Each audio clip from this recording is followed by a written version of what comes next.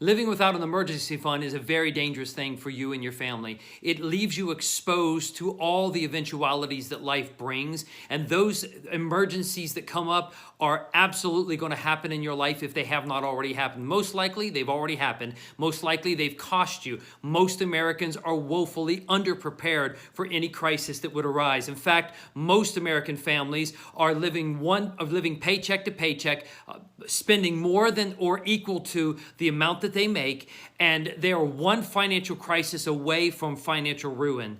And you very likely are one of those families in America that are like that, maybe outside of the United States. And here's the thing.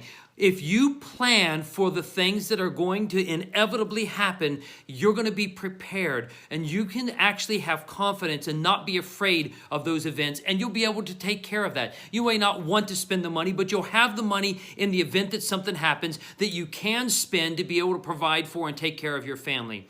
The other alternatives of not being prepared are bankruptcy, or borrowing from some other institution, incurring more debt. So that's a credit cards, or it's from a bank, or from a finance company, or from a relative, a friend, or from your employer. And those are definitely not good alternatives to take. Those alternatives will cost you a lot in the short and the long term, ways that you don't want to accumulate that cost, because it's not enough to just pay that debt back. It brings the social and relationship risk when it's from family, friends, or an employer in the process. So plan ahead. Plan and make preparations so that you are able to face those situations when they come. Now, I don't know what form it will take. It could be a car breakdown. It could be you need new tires. It could be something happens at your house that requires you to pay a $500,000 or more deductible to get those repairs done. A number of things can happen. It could be losing your job, being laid off. It could be a sickness, a family illness that requires you to be out of work or to take care of yourself or another family member. A number of things can happen, and it comes in all types of forms where it hits our families or us individually, and you just need to be prepared. So what I recommend is you need 3 to 6 months at a minimum to be prepared for that. Now, you can start with $750 to $1,000 or $1,500 to start off, but that's to really trying to just meet those immediate emergency needs as an emergency fund or a rainy day fund, whatever you want to call it. But you need to actually be looking and planning for your long term, that you set aside 3 to 6 months at a minimum for a preparation of your emergency fund. So what that would look like.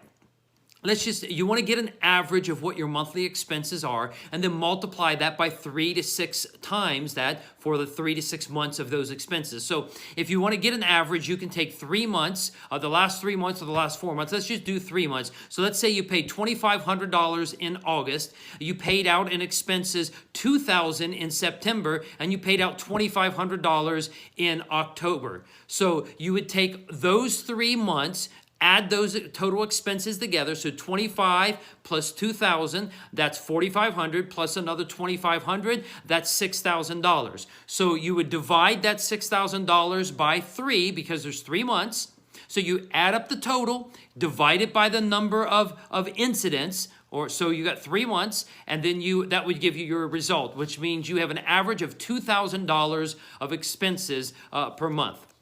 And so when you look at that, that gives you a perspective. So you then multiply that 2,000 by 3 or up to 6 times or 9 months if you want to be prepared a little bit more. And so what you would do, you would just start putting away money. Now you could set an automatic savings for this, a draft. You can have it drafted right out of your paycheck, have the employer set it up so it's automatically drafted and deposited into a savings account, just like the direct deposit for your check into a checking account. Or you could have a transfer set up from in your actual bank account so that it automatically transfers once a month or every time you're paid or at whatever frequency you would set up at your bank, what it allows. You can set that up to transfer the money out into this special fund. My recommendation is you put it in a savings account or a money market account or something that is going to be very liquid so you can get access to it quickly, and also something that's stable so that you're not running the risk. You don't want to invest it in stocks for sure,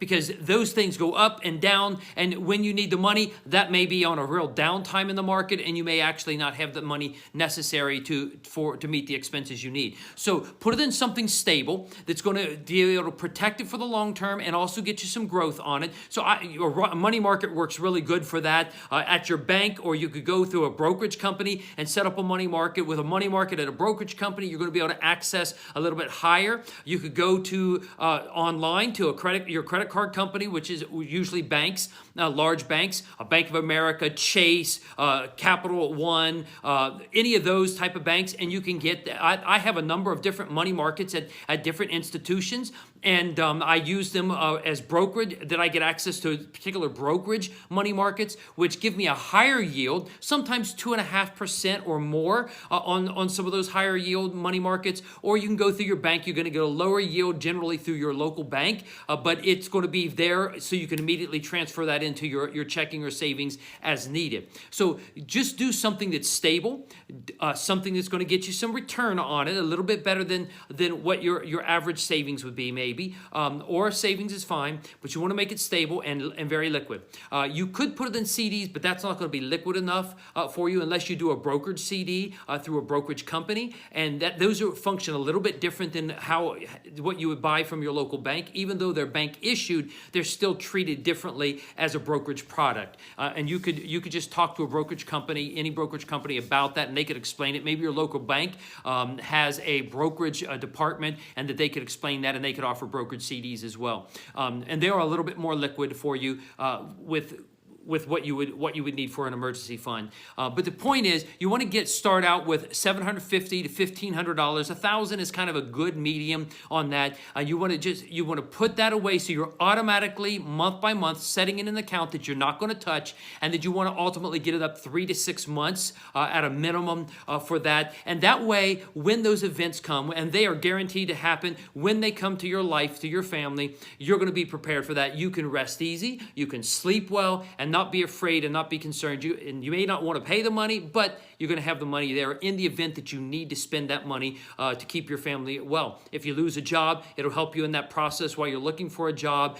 You'll have the cash to sustain your family through the time of a period of that transition for you. Or maybe you need to move to take a new job. That can be something that's valuable for helping you with that transition to moving to a new area for getting your family established. So anyway, so make sure you build that emergency fund so you're protected in the event the rainy days come, because they guaranteed are going to come to your family. And be prepared.